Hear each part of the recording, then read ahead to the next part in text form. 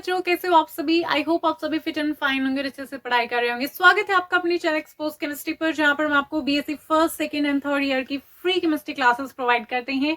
तो उसी सीरीज में बेटा कंटिन्यू करते हैं magnetic properties of transition metal complexes chapter को। तो देखिए नेक्स्ट हम पढ़ते हैं बेटा गॉस मेथड। ठीक है, इसको हम किस लिए यूज करते हैं?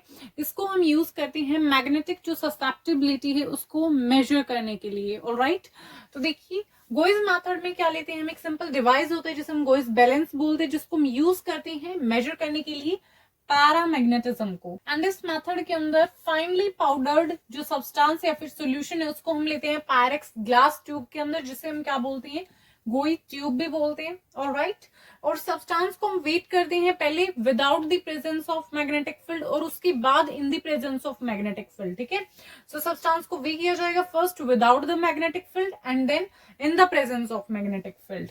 ऑलराइट, अगर जो हमारे सब्सटेंस बेटा वो पैरामैग्नेटिक होगा तो जो उसका वेट है मैग्नेटिक फील्ड के अंदर वो क्या है, ज्यादा आएगा। ठीक है, so if the substance is paramagnetic it will weigh more in the presence of magnetic field than in the absence। जब मैग्नेटिक फील्ड की प्रेजेंस होगी तो यहाँ पर जो वेट है वो ज्यादा होगा एज कंपेयर टू एब्सेंस में। तो देखिए ये हमारे मैग्नेट्स हैं, ठीक है, इलेक्ट्रोमैग्नेट्स है बेटा, नॉर्थ ये साउथ पोल। ठीक है, और ये हमारी सैंपल ट्यूब है, ये एनालिटिकल बैलेंस है और ये वेट है। ठीक है, इसके अंदर क्या आएगा, इंक्रीमेंट आएगा जब यहाँ पर जो हमारा सब्सटेंस है वो क्या होगा बेटा, पैरामैग्नेटिक होगा। Alright, and the increase in weight, जो इंक्रीज हुआ है वेट के अंदर वही क्या मेजर है हमारी पैरामैग्नेटिज्म का, कि जो सब्सटेंस है वो क्या है, पैरामैग्नेटिक है।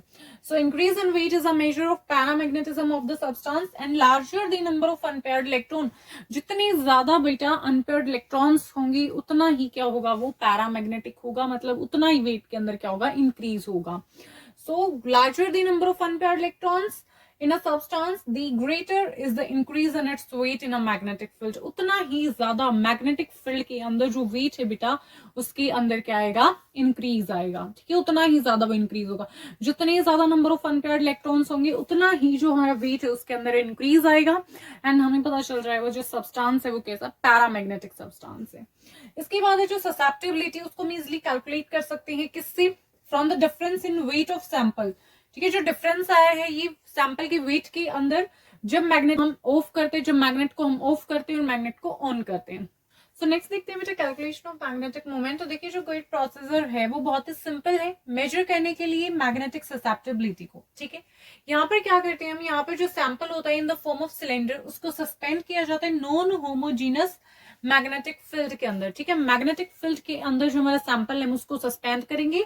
देन क्या होता है, फोर्स जो एक्सर्टेड होती है ऑन द सैंपल उसको हम डिटरमाइन कैसे करेंगे, वे करके। ठीक है, by weighing, and the force जो एक्ट करती है सैंपल पे वो किसके इक्वल होती है, F is equal to half E kappa H square. Okay, ये हमारी फोर्स होती है। ठीक है, फोर्स किसके इक्वल है, हाफ ए कापा एच स्क्वायर। ऑलराइट बच्चों, ए क्या है यहाँ पर, क्रॉस सेक्शनल एरिया है सिलेंडर का, H intensity in the central homogeneous part of the magnetic field. ठीक है, ये इंटेंसिटी है सेंट्रल जो होमोजेनस पार्ट है मैग्नेटिक फील्ड का।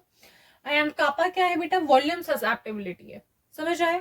इसके बाद जो अब जो हमारी इक्वेशन है बेटा ये वैलिड सिर्फ कब है, जब मेजरमेंट हमारी वैक्यूम में होगी। ठीक है, सिर्फ जब वैक्यूम के अंदर मेजरमेंट होगी जब ही जो ये हमारी इक्वेशन है वैलिड है, अदरवाइज वहां पर वैलिड नहीं है जहां पर एयर होगी। ओके, अगर सैंपल सराउंडेड है बाय एयर देन जो हमारी ससेप्टिबिलिटी है एयर की कापा डैश, उसको हमें क्या करना पड़ेगा, जो हमारी ऑब्जर्व जो हमारी मेजर्ड ससेप्टिबिलिटी है उससे माइनस कर देंगे हम जो एयर की ससेप्टिबिलिटी है कापा डैश को। ऑलराइट, सो यहाँ पर जो कापा डैश है ससेप्टिबिलिटी है जो एयर की उसको हम सब्ट्रैक्ट कर देंगे जो हमारी मेजर्ड ससेप्टिबिलिटी है उससे।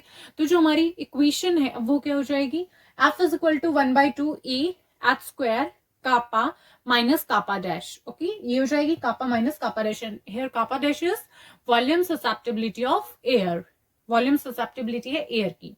इसके बाद देखिए जो हमारी कोई ट्यूब होती है बेटा वो भी कंप्राइज करती है फॉर्म ऑफ होलो स्पेसिमेन को, इसलिए डेवलप होती है वहां पर एक फोर्स। ठीक है, जो कि हमेशा प्रेजेंट होती है। सो कैलकुलेट करने के लिए जो एक्चुअल फोर्स है उसको हमें क्या करना पड़ेगा, जो फोर्स एक्ट कर रही है होलो सिलेंडर पे उसको क्या करना पड़ेगा, हमें सब्ट्रैक्ट करना पड़ेगा। ठीक है, उसको माइनस करना पड़ेगा किससे, जो हमारी ऑब्जर्व फोर्स है उससे। तो ऑब्जर्व फोर्स से माइनस कर देंगे इस फोर्स को तो हमारे पास जो हमारी एक्चुअल फोर्स है वो आ जाएगी।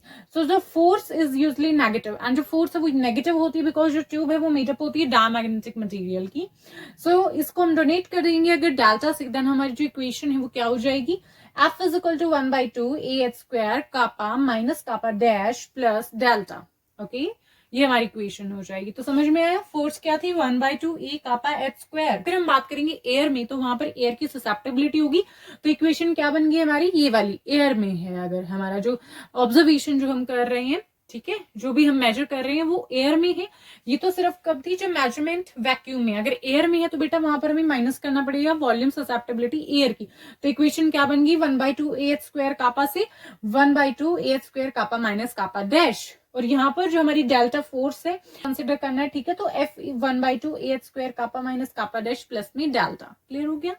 तो देखिए बेटा, फोर्स किसके इक्वल थी 1/2 AH square kappa minus kappa dash plus में डेल्टा। ओके, सो अगर मेरे पास सैंपल है कांस्टेंट लेंथ का, लेंथ क्या है, कांस्टेंट है, एंड क्रॉस सेक्शनल एरिया, ठीक है, for a sample of constant length and cross sectional area, तो वहां पर जो फैक्टर AH स्क्वायर है वो क्या हो जाएगा बेटा, हमारा कांस्टेंट हो जाएगा। बिकॉज यहाँ पर जो length and cross sectional area दोनों क्या है बेटा, कांस्टेंट है, तो AH स्क्वायर क्या है, कांस्टेंट हो जाएगा।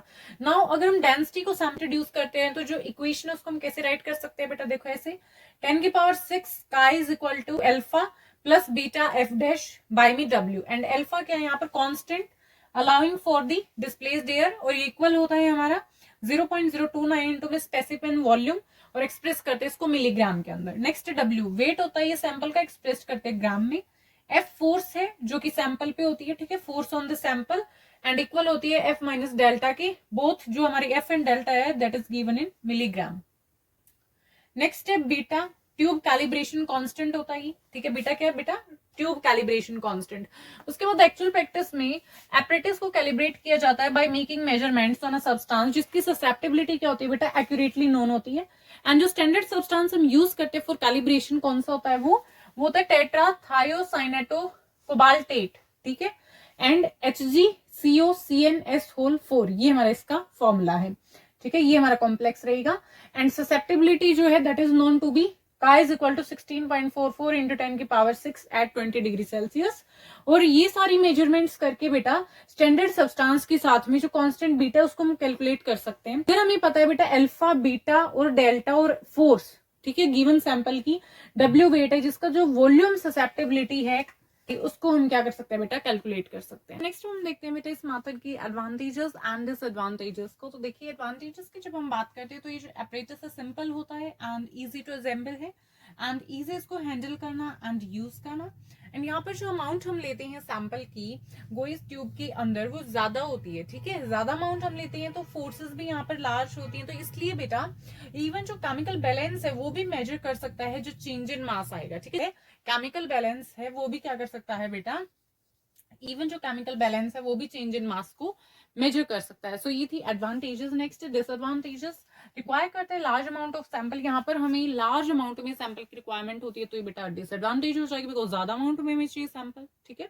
नेक्स्ट रिक्वायर करते हैं परफेक्ट यूनिफॉर्म पैकिंग, ठीक है, यहाँ पर यूनिफॉर्म पैकिंग होनी चाहिए सब्सटेंस की गोई ट्यूब के अंदर, बिकॉज अगर करेक्ट रिजल्ट हमें ऑब्टेन करने हैं बेटा तो वहां पर करेक्ट जो हमारी पैकिंग है वो होनी चाहिए, ठीक है, यूनिफॉर्म पैकिंग होनी चाहिए, अदरवाइज हमें करेक्ट रिजल्ट ऑब्टेन नहीं होंगी।